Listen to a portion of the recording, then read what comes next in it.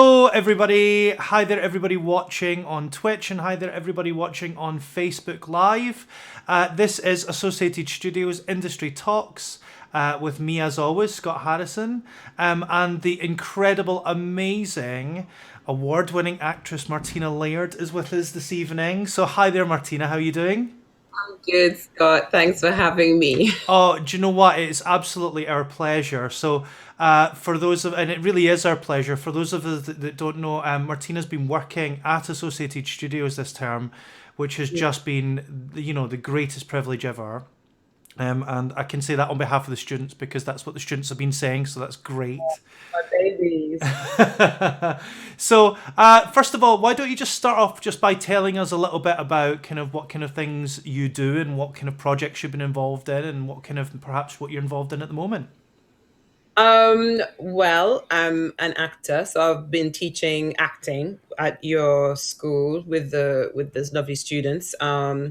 And I've been doing this for a long time now.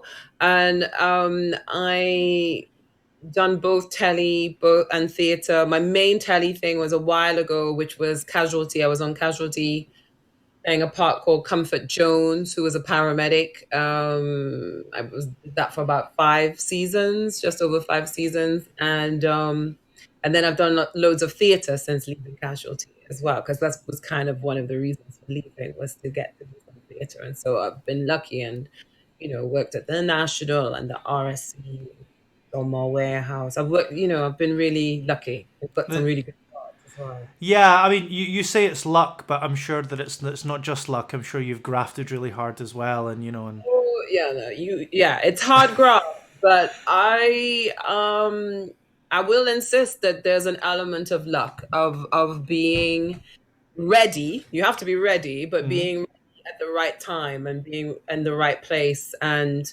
if the part comes along that you are the right one for when at the right time in your life, then that's going to make all the difference. It's unfortunately not just a meritocracy, Yeah. and it's about being prepared. Always, it's a tough one. It's a tough game. Yeah, no, it definitely is. We love that. We love that. So for those of you that are maybe joining into Industry Talks for the first time, happens every Tuesday, normally at 6, but we've moved it over because we really wanted to talk to Martina and she was very busy as always. So it's now obviously at a slightly later time, but basically you can ask us anything you would like to ask Martina, and you can ask either in Twitch chat or you can ask on Facebook Live. And we're totally happy to take your questions about the life of being an actor or her process, or, just if you want to just heap loads of praise on her, I'm sure she'll be totally happy with that as well. It's already happening. It's already happening in the chat. I can tell you that right now. Um, so, um, First question. What's one thing you'd say to yourself while you were training if you were to be able to go back and speak to a younger version of Martina? While I was training, well, a younger version of Martina would be get those singing lessons, which uh, yeah, which is becoming more and more apparent to me the longer I go on in my career. I'm not a singer, and the drum school I went to uh, didn't award singing lessons equally to everyone. Okay, I see. Let's put it that way. And so I think my advice would be to really go for that singing. I tell you why. I mean, not only would I love to be able to sing, and I think Hmm. it's a gift when people I know offer song and offer that, and I love it. I love to hear it. But as an actress, because I was so well, I'm not a musical theater person. I'm a straight actress, but being able to sing as a character, and I can't tell you how many times I've had to sing as a character, and I can't sing. I had to fake it. And it is actually a whole other skill that enhances a performance Hmm. and just the mind to be thinking musically. So at the moment, I'm in rehearsal rooms, audition rooms for a musical where I'm associate director. And just watching these people come in, I realized what a different gig it is, musical theater, and how much of you is exposed when you Mm-hmm. come to auditions. I don't want to scare the students, but it's a whole different ball game. It really is, and I wish I could. So keep up those singing lessons, or musical lessons, whatever they are. Do you know, it's really nice to hear that. I am, a couple of years ago, I was kind of management at a very well known drama school that's very kind of for straight actors, like you said, and they didn't necessarily value the singing part quite much as well either. And it's quite amazing, kind of look at, me kind of in my corner going, no, but this is really important, this is really important. And now on the other side of it, seeing all these graduates kind of going, Scott, can I get a singing lesson? Because, the National really wants me to sing something. Or like, and it's like, it's really important. How many roles I've had where I've had to do a song. I mean, it didn't have to be a showstopper, thank goodness. And quite often it was written that the character can't sing very well. So that was me. But at the same time, to be able to express that from that place is something I would just love to be able to do. Maybe I'll learn to sing one song before I die. Yeah. Well, do it, do the, it what yeah, there was a really famous singing teacher called Joey Still, and she said everybody has a beautiful voice. So I'm gonna believe that one for you, Martina. I'm gonna believe it. my singing teacher cry, but Okay, there's another one. How do you deal with being out of work? Yeah, being out of work is not easy. And if I were entering the profession now, I would want someone to tell me to have that thing that I do when I'm not doing a professional acting job. And that would also be not only the creative thing I do that keeps me fed creatively, but also the work thing that keeps me fed, Hmm. literally, and uh, have that thing because not only is it necessary for getting by and paying bills and all that, but you never want to be in that desperate position where you just have to do anything that comes your way and you can't afford to not do a job or to turn something down. And I've been in that place and I've been desperate and I've and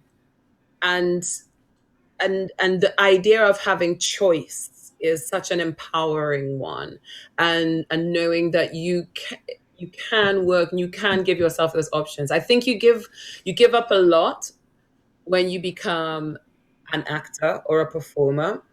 You'll see that the other people that you were at school with, that your lives suddenly go off in very different directions, and then they'll be doing the holidays and the school this and you're like, I'm still, people say to me, oh, what are you doing for Easter next week or something, and I'll be like, wow, Easter's next week, who knew? So it's like it's very easy to find yourself falling off the edge of just kind of everyone else's established lifestyle. So yeah, but working to give yourself that opportunity of having a life and vacations and structure and things like that is worth thinking about. Yeah.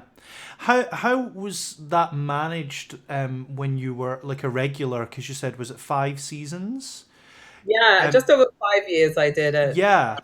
And so that often feels like it can potentially be a bit more like a regular job than kind of like Yeah. often we get as performers, right? So what was that experience like, and how did that differ from kind of like theatre work, for example?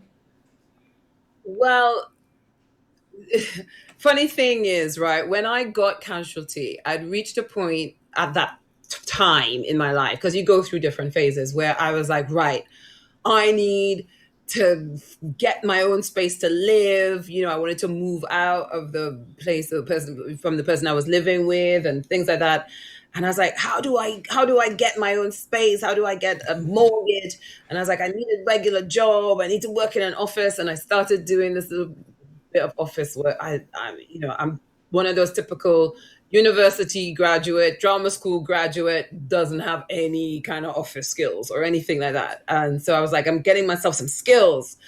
And then the casualty job came along at the auditions. And then I was like, God, this casualty thing is really getting in the way. I'm looking for a regular job.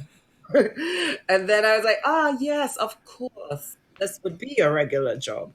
And that took some time to get my mind around because as an even as a creatively as an actor, you always are given a script and you got the beginning, the middle, and the end of your character. So anything else that you need to create about the universe, you create, you hold the information that you've got. But as an ongoing character, there is no beginning, middle, or end. And you're shooting in the dark. And, in a month's time, you might find out that your character actually has 3 children and is divorced twice or something. Do you know what I mean? And it's Yeah. like, it's scary because it's like swimming and not being able to touch the bottom of the sea or whatever. And that was really scary for me. Also, whenever it came to my close up, I think it was about 6 months into the job before my heart would just go like, oh, stop.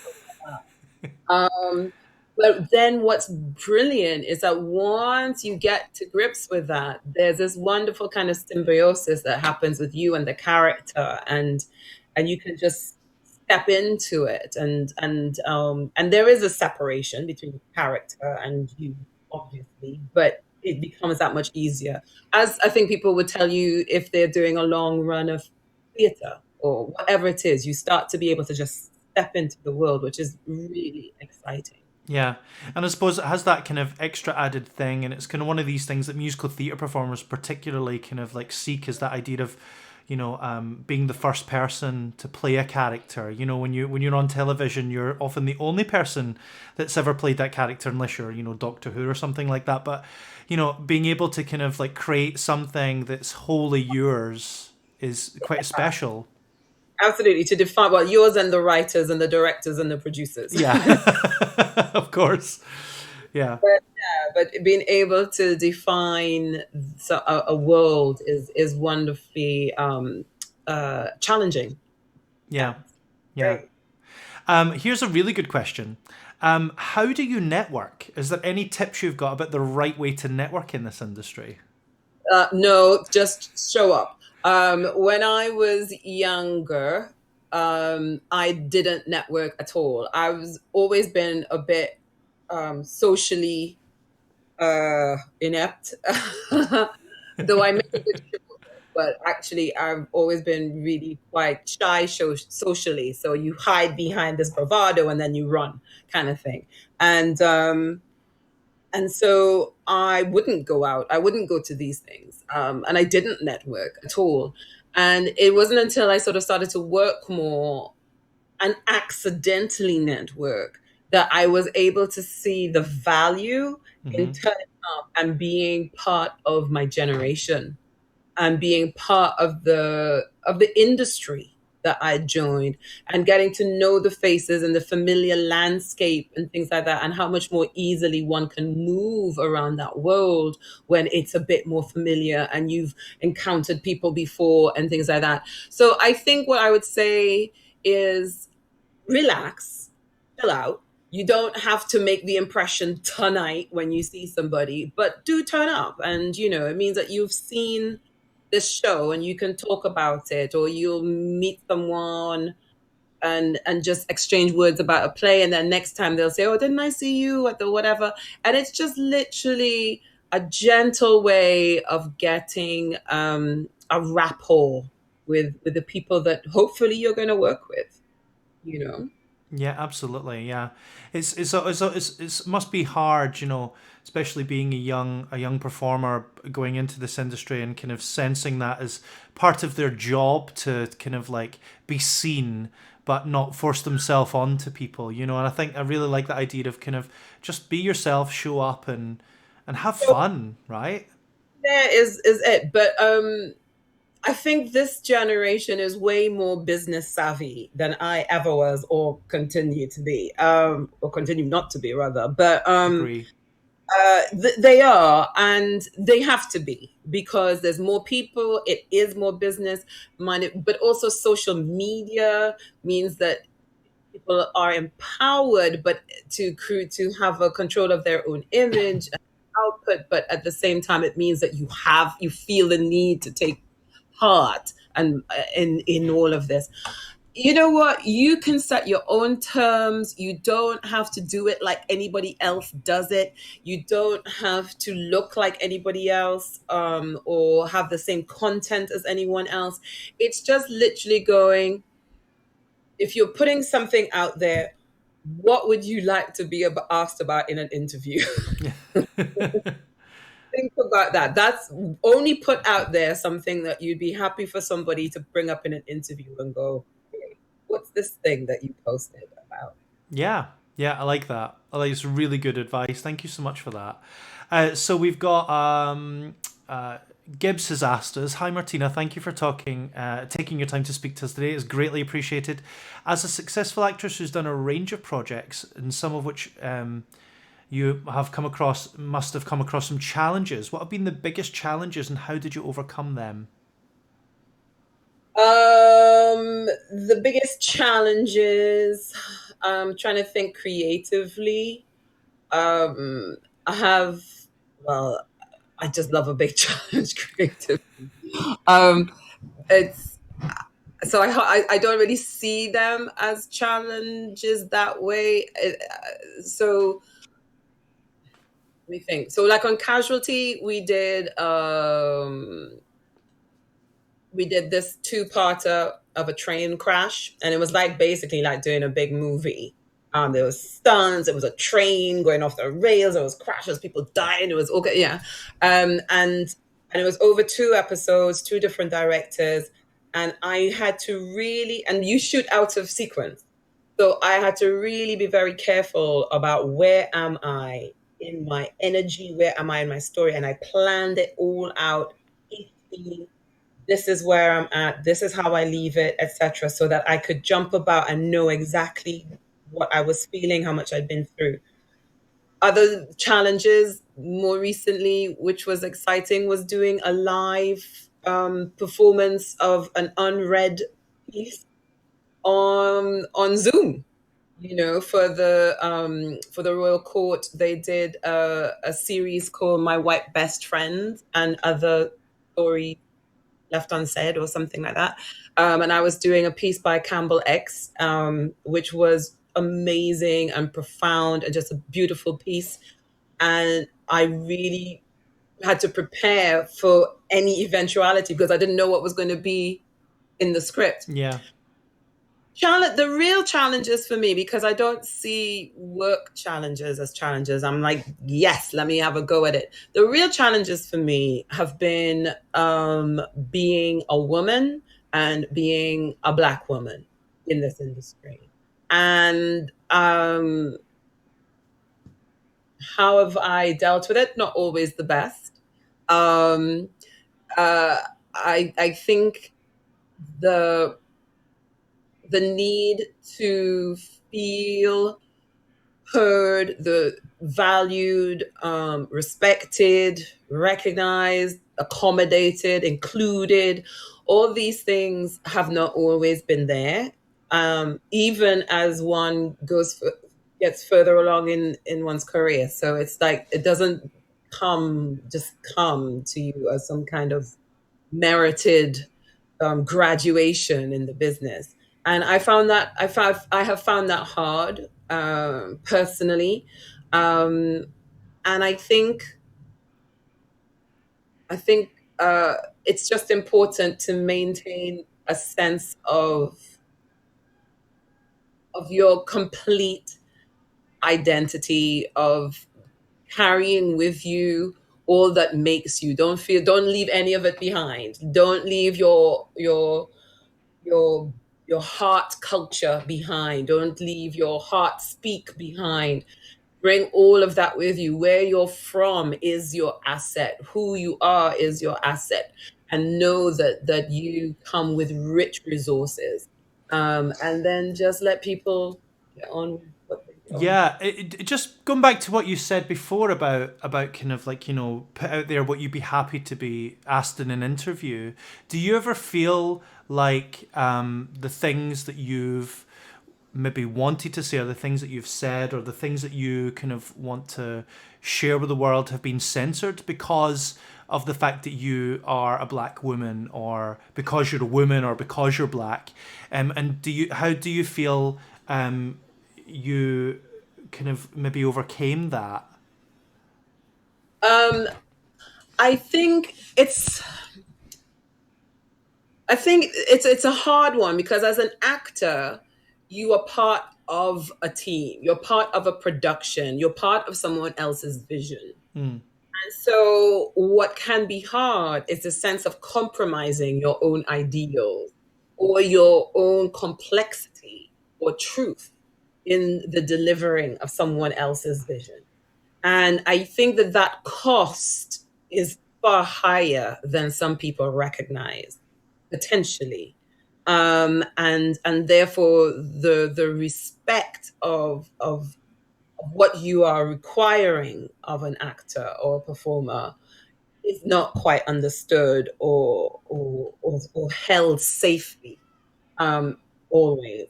Um, so again, I think it's really important to find the spiritual, emotional center and support for yourself that you take with you. It's important to express your opinions and your knowledge and those kind of things, and know that once they're out there, you are part of a whole picture, so that it's not your piece.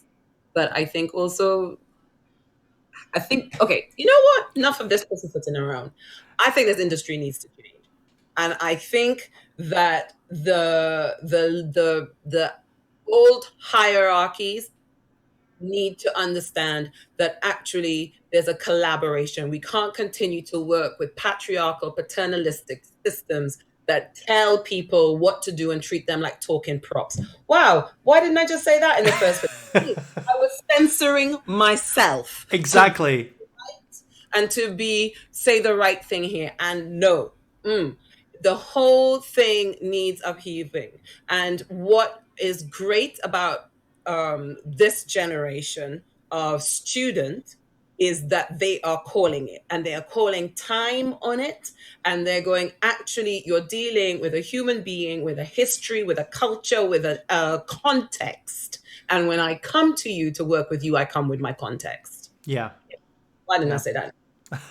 Apologies to my students. Not at all. I think it's really wonderful to and really inspiring to be able to hear that kind of. I mean, the solution. Everybody goes, well, how do we fix it? Well, you've just explained exactly how to fix it. I feel, and I think we just need to stop. As an industry, we need to stop talking about it and get on with it. We need to start doing stuff rather than just kind of going, oh, this would be nice if we were all. I think the waffle that I was giving you before, first off, was the waffle of how to survive in that system. And I forgot that we are no longer surviving, we are thriving. Mhm. And we need to just go, actually, I refuse to just survive. It doesn't mean that we need to be bullish or pig-headed or any of these things, but that we seek to embrace as much as we want to be embraced. Agreed. And that we expect that mutuality in Yeah. the contract that happens in a room. And there's a contract that happens in a room. Yeah. And both sides need to now learn how to move within that contract. It needs to be redone. Yeah, yeah, and I find it exciting though because, like, think how incredibly creative that kind of that connection will be when people Yeah, start treating it with the respect it deserves. You know? absolutely. My thinking also, Scott, is that what we've got so far in the industry in terms of seeking diversity is that we have started on a path where we go, okay, well, we're putting we're getting more black casts, or we're getting racially diverse cast, or etc. But we need to start going, are we telling the same stories? Because the status quo as it stood was not healthy. It was not good. The tone of the stories being told was not um engendering the right positive worldview that we need. So, if what we are doing, the question we need to ask ourselves, is what I'm doing upholding what was already there, or is it presenting a new lens onto that? And if it's not presenting a new lens, you need to ask yourself why. Because people don't just come with their color. They need to come, or with their gender, or with their ability, or with their sexuality. They need to come with their context as well. You can't just pop in a gay character or a trans character and let them still be the marginalized um, person or story on stage. You need to go, am I actually acknowledging a context that comes with you? Because that's how we share stories. But if all I'm doing is fitting into your story, then you're not actually being diverse. Yeah. I think that's really, really great intelligence there. Thank you so much for that. Oh my goodness, we have so many people wanting to ask questions. Quick one from Leontine Haas. I mean, Um, uh, she would love to know whether you ever faced stage fright and how did you deal with it. And actually, the kind of larger question of like confidence, I suppose, because you exude this wonderful confidence and this wonderful command in the things that you say. And I've seen it in this interview, but also seen it in class and stuff as well, and on screen. But is that something that's come naturally to you, or is that something you've had to cultivate? well, talking about stage fright, I think hopefully the way that I work with the students is a way that helps to deal with that, because what I teach is that the focus is outside of yourself. So that if you're focused on yourself and trying to generate emotion in you and by yourself, then it's going to all become very sort of self-consuming, and you become very self-aware, which is fright, which is stage fright, is self-awareness. But as my role model and mentor Anne Mitchell says, concentration is the enemy of self-consciousness. And so I have been in those moments, especially after having worked for like 5, 6 years, only television. I remember standing in the wings for the first thing that I was going to go and do on stage, live on stage. And I was so petrified that I literally stood there and I thought, okay, this makes no sense. What you're feeling makes no sense. You can leave. I know you stood in the wings and your cue's coming, but you can leave. You'll never work again, but you can go. But if you don't go, then stop complaining, because you've chosen to stay here. You don't have to stay, but if you stay, you've chosen to stay. And so you go on and then you get on with it. Or I remember doing the 24-hour plays at the old Vic, and you go on. And that, again, I was quite new back to the stage, and you literally, as a company, have 24 hours for the writers to write something overnight, for you to come in and rehearse it in the morning, and then you go on that night, kind of thing, Yeah. with the book in your hand if necessary. And I thought, I was on stage doing it, we'd rehearsed it, and I was like, wow, look at me. I'm so calm. Who'd have thought it? I don't know. And I'm like, wow, yeah, okay. And then I looked down and my leg was shaking like this. And I was literally, my body was in halves, and I was observing my leg. I'm on stage, observing my leg, going, wow, look at my leg, just shaking. And I can't stop it. I fall over. I think I'm gonna fall over. And it's just like, your body is telling you all these different stories, but you embrace it. It becomes part of you, and just go, of course I'm scared. I'm sane. Yeah. insane not to be. Of course, yeah. It's that I was actually showing a video to a student today, and it's a famous drummer. I was showing it to a few students, and he said something really wonderful, which I think is something that all kind of performers need to kind of remember. He says, I'm going to be a bit nervous about this, and he says, but that's good because that's going to focus me. Yeah, And I think that's the thing, isn't it? We always think about nerves as being the thing that drives us away from yeah, being able to do a good job, but actually it can be the thing, like you said, that allows us to concentrate and absolutely. focus in a much kind of deeper way. I hear that, some people say that there's two kinds of actors. They're the ones that just can't wait to get off stage. Do you mean they can't wait to just get off? And then there are those that just love being on stage. And actually, it's the former that you want to be, because those that just love being on stage, you just can't get them off. Yeah. Like, wow, this is for you. I don't think I'm necessary as the audience. I think you're just enjoying yourself on your own. Whereas those who are just like, okay, let me get on with it. Let me get on with it. Have a purpose. Have an Yeah. objective, as my students know I like to say. Absolutely.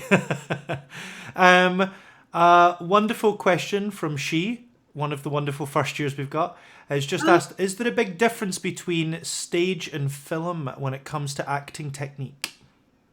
I would say that it's the truth is truth, but where what you use in the expression of your truth can be different in each of the different media. So for screen, and that's why in a way, the Zoom will have been, as frustrating as it is, could be a good training ground. And you see that you've got this much to express.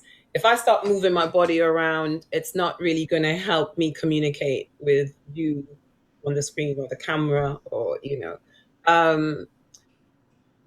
so all of this becomes important. Whereas I would say for theater, it's about learning to think with your body, and it's learning to express with your body. So it's the difference between, if if you say something now and you piss me off, and I go like that. But for stage, I can just actually move my body. You know what I mean? Yeah. I'm acting now, but you know what I mean? It's like about thinking with your body. And I've been sitting in on auditions for the last couple of days, and it's amazing how much we still don't use our body on stage. British actors, people, and this is for musical auditions, so people are coming in and they still just talk with this bit of them. And it's just like, what's going on with who's your character? What is their body like? It's, yeah, I say to, being a vocal coach, I try to say to my singers all the time, there's a big difference between naturalism and truth. Yeah. And that, yeah, naturalism is great when something is naturalistic, but musical theatre is not always necessarily naturalistic. There's a reason why Chekhov never wrote a musical, you know, and but it doesn't mean that it has to lack truth. And like you say, it's about you can create drama and you can create truth in loads and loads of different ways, very physically or very very internally. I think that's a really good way to think about it. It's about bringing the truth, though, and that's the Yeah, challenge. yeah. However big, small, stylized, or naturalistic you're being, it's about, don't don't be lazy about the emotional courage that you need to bring. Very, very, very smart advice. Thank you so much for that. Frankie says that she really loved the female Shakespeare trilogy that you were at the Donmar. Um, what was the process like with something like that, where you were potentially having to kind of reimagine it as something that was written originally for an all male cast? Even the female parts were originally often played by males. So how was it to kind of change that round? And was there any kind of, did you find any other kind of layers in it when it was a group of women speaking those words? Um, yeah, you do. It's interesting. I think it's an interesting exercise anyway, for actors to maybe imagine. if their part were being played by someone of the opposite gender, what would that bring? And see what that releases, what that frees. But for men, will that, if you imagine that, if it wasn't a woman approaching your role, what would she bring that's different? And so essentially, that's what we were doing in the Shakespeare, thinking as what is it to be a man and play these parts? It was a really complex thing because we weren't just actresses, we weren't just female actors. We were also then playing a prisoner playing the character. So it wasn't us as women playing the character. So I was also thinking, how does my prisoner, what does my prisoner think of this part? What about her life is it tapping into or triggering for her? So that's really complex. And actually, I was thinking about that recently and how, and the subtleties that I'd made. Um, Sorry, what was different? If I'm honest as well, one of the things I found a little frustrating about that particular exercise was that we were women, but we weren't allowed to part as women. So we weren't. It's we were playing men. It's hard to explain. So I wish that we could have also looked at what does it say if Brutus is a woman, Yeah. and that relationship. What does it say if this is about how women relate to each other? So at the moment, I'm working with half of your group, your graduate group, with on well, mainly women.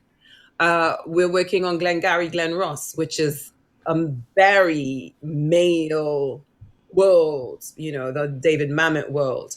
And I've said to the women in the group, I've said, I want you to be a woman doing this. I don't want you to pretend you're a man or you're genderless or whatever, because there's a cruelty in that play. There's a violence in that play. Mm. And what is it when we see a woman being that cruel and that violent? It suddenly becomes accentuated and we see it all the more clearly because we somehow, I'm sorry to say, expect it of men. You just go, oh, that's men. But we see it so much more clearly when it's women. And, so I said to them, what is it like if someone's life is falling apart on stage and someone's at the back fixing their makeup? That's really violent Yeah. uh, to witness. And so I wish we could have explored that a little bit more, as opposed to limiting our bodies and things like that to try to create a masculine physicality. Yeah. I like that. I think that would be very, very interesting. And even seeing, it was very interesting when I saw the production of Hamlet that had that wonderful actress playing Hamlet, and it brings the text to life when you think about it in that other realm, and Yeah, and gives it a different kind of life and a different conversation, like you say. And I think that's something that I would love to see what would happen if Julius Caesar was done as women by yeah. women. Yeah, absolutely. Okay, I'm going to get through some of these because there's just so many wonderful questions. Reese has asked, obviously you said you're doing a bit of associate director work at the moment. Is there anything in particular, whether it be television or a play or something on stage, that you would really love to direct? Apart from Glengarry Glen Ross, that's a given. I know that I would love to direct. Well, I mean, it's just the first thing that comes to mind. I had been asked before starting on this associate job to direct a finals show at another theatre school. And they were going to be doing Shakespeare, and I had my pick of Shakespeare to do, and I had selected Merchant of Venice that I wanted to do. Um, Again, I would have played with the genders, if all that kind of stuff. But also, I just think that this is a very interesting time in which to explore the themes of merchant of Venice and of being disenfranchised and of being alienated and marginalized and um distrusted and met with bigotry and prejudice and things like that. I think it would be a fantastic thing. Yeah. Well, I look forward to it. I think it deserves to be more than a final show. I think that's. If Cameron McIntosh is watching this, get in touch. Uh, Kaya has said that you inspire her so much with all your wisdom, and she asks, "What inspires you to keep acting?" You know what? I was asking myself that question. I think we all do, right? We all do. From time to time, you just go, "Why am I still here?" Um, I guess, Kaya, I'm just fascinated by the story. I am fascinated by examining human condition. I'm, I'm, and what makes us tick, and what makes us work, and what makes us malfunction and dysfunction, and I'm intrigued by that aspect of life, and getting to explore that and live it and step into other skin, feel my way around another skin, and then be able to take it off and, and be safe. So to explore all these different ways of being, but in a safe place, different ways of feeling. Um, as you guys know, I truly believe that there's no human experience that we don't have at least a seed of in ourselves. I don't Anything that happens in humanity, however appalling, I look at it and I go, what does that tell me about what it is to be human? what how do how do I understand that? And I think that kind of approach will always keeps you humble, because you're like, there's nothing that I can express or come up with that isn't somewhere true. um and how do I have a responsibility for that exploration. I love that. This really, really. I'm going to have to ponder that myself actually, because I think that's a really. I suppose there's probably a kind of kernel of connection between every actor that feels exactly that, but I've never heard it quite expressed quite so beautifully as that. So thank you so much for that. You are obviously working, like you say, on the other side of the desk on a musical at the moment, and being somebody who kind of considers himself, a straight actor who is wanting to learn to sing and potentially, one day eventually sing that showstopper on the West End stage, perhaps. Um, Ali Bowles. yeah.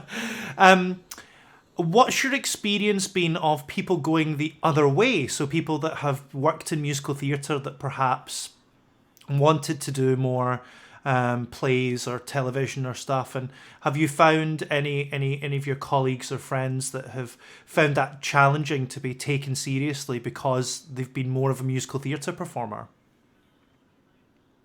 um I'm trying to think. I don't think so. I don't think it's a challenge to be taken seriously if you're coming with, like we talked about, there's a courage, isn't there? There's an absolute um, courage to be real and to be dangerously truthful. Um, and I think the one thing I would say, at the risk of being unpopular with the musical theater world, is that often, I mean, I'm in awe. I'm absolutely in awe of you guys. And like I said, I've been sitting in the room just going, the vulnerability of coming in and singing and dancing and acting an audition with other people in the room, and all of this, because it's not just about how good you are that makes you vulnerable. I think I'm looking at these people and I'm thinking, where you sing from is such a vulnerable place.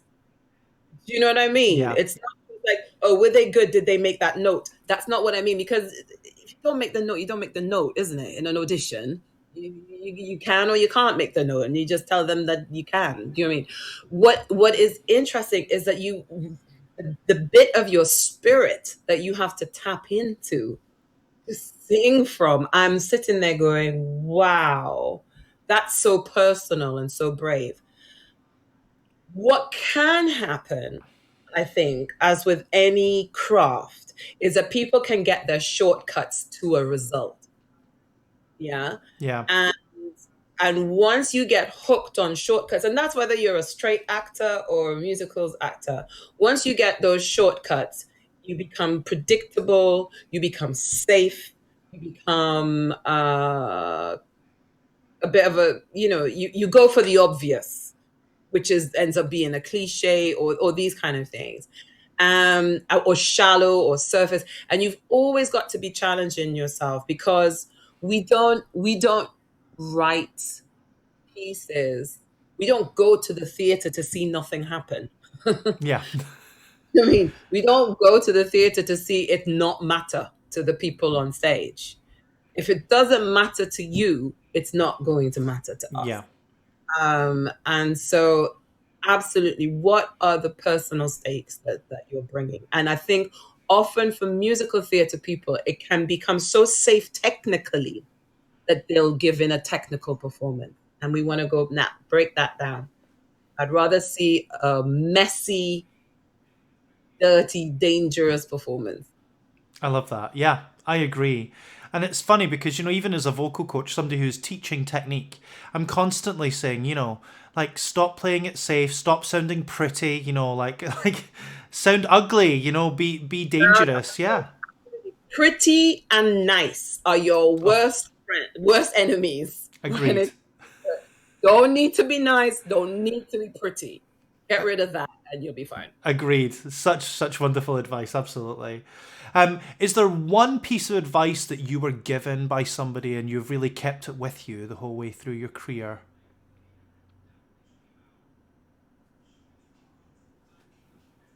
Gosh, I don't know.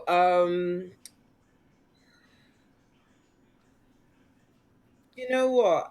I've not I can't think at the moment, because I've not been lucky in having a guiding voice. I grew up in Trinidad, and my family's in Trinidad. So my start was in Trinidad. Um, I don't have those references to go to, or to open the doors for me, or Hmm. to, give me a little. Um, and I don't mean that in a sob story kind of way at all. So it's been a life of picking little gems from anyone that you come across. When my first proper professional theatre job at the RSC, I just went to any rehearsal that they let me, even if I wasn't called. I would just sit in the rehearsal and just watch, watch, watch, watch, watch.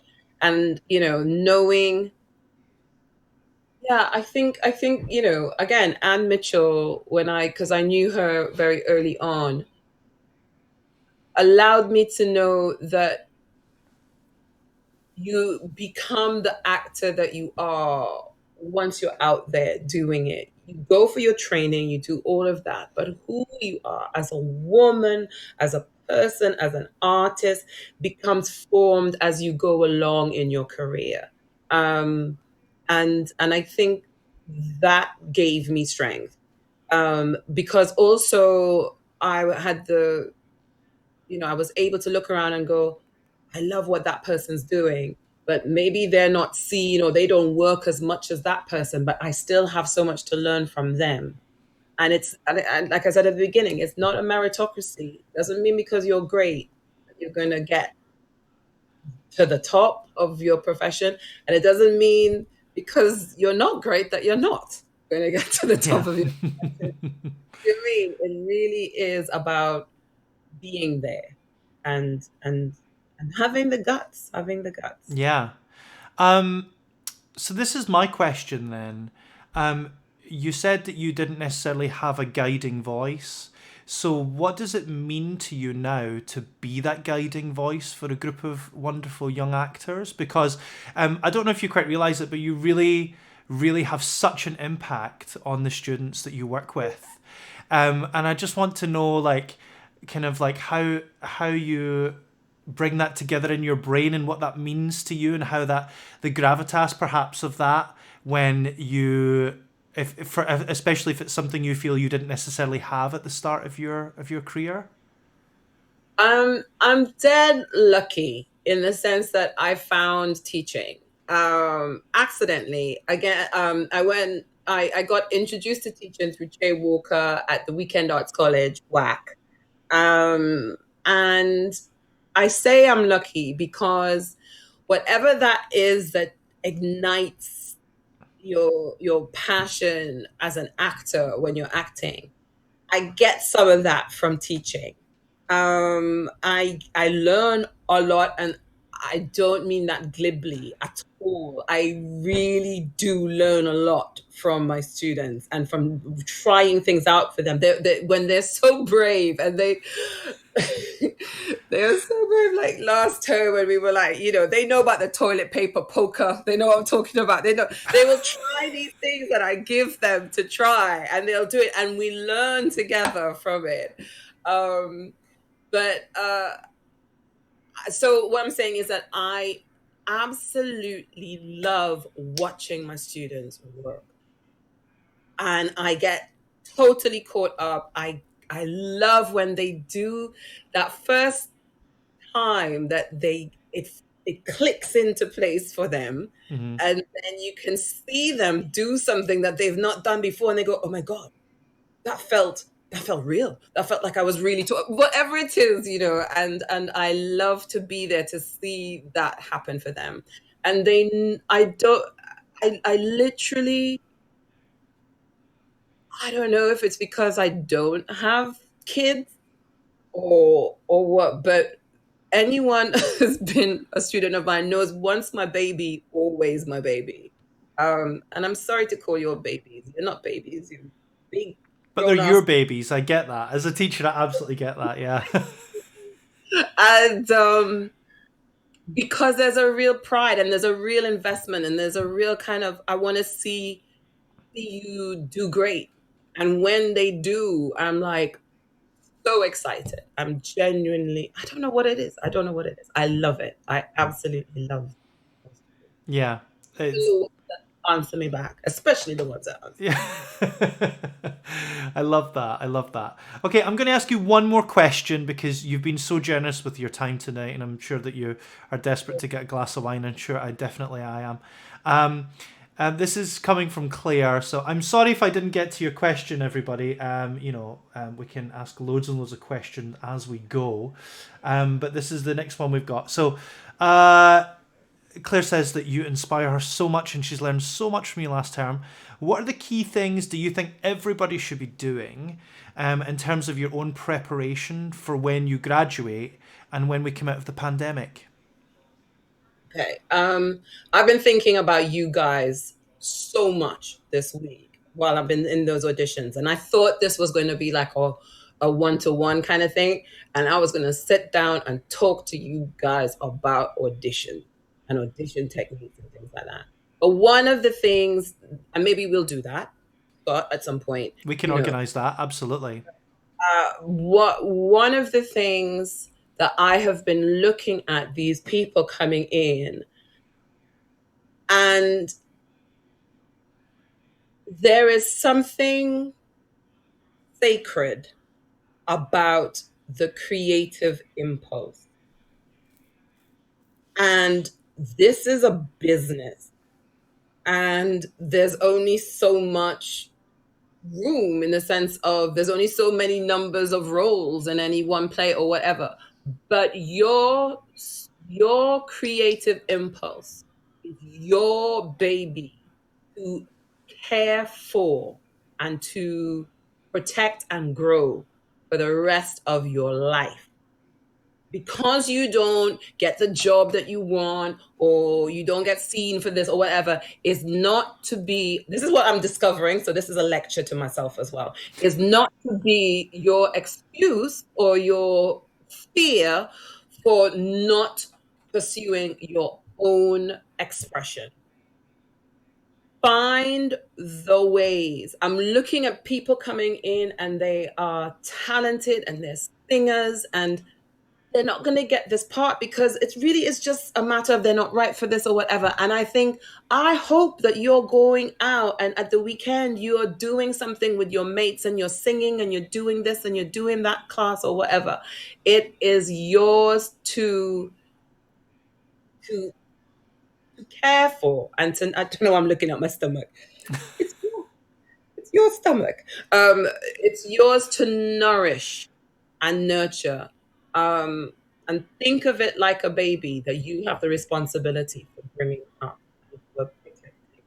Um, that is what you must do as going into the profession and going out of lockdown and all these kind of things is do not wait for permission. Yeah. Make, just make your expression happen. Yeah. Really fabulous advice. You've just given such wonderful golden nuggets of advice. If anybody is watching, well, I know there's loads of people watching this right now. Please, like, honestly, take every single thing that's been said to you today, write it down in a journal somewhere, and just keep it, because honestly, you do not understand how much gold you've just been given there by such a wonderful, wonderful person. So, And I want to apologize for attempting to waffle and bamboo and pretend to be nice and good and well. Forget, I can't. I don't know what happened to my head. Don't waffle. Stand up for your rights. Speak out. I'm so in awe and happy for your generation that you are learning to speak out. Do it. I think it's a really, really great thing to be saying. I completely 100% agree with you. Yeah, because it's your industry to have, guys. So you need to make it whatever it is that you feel it deserves to be for you. I think that's really important. It's a time of redefining. So get out there and let your vision be seen.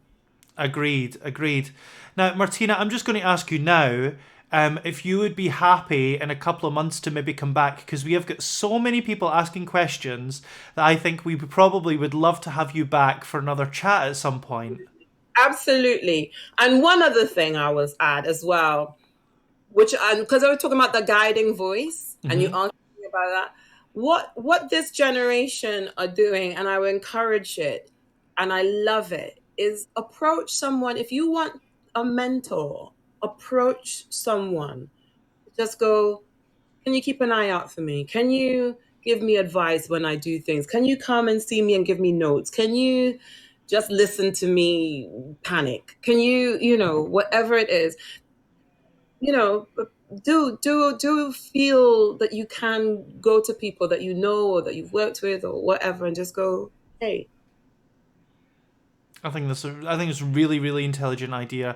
Especially now we've got such a global society. It's very easy for us to keep in touch now, as on Zoom and stuff like that.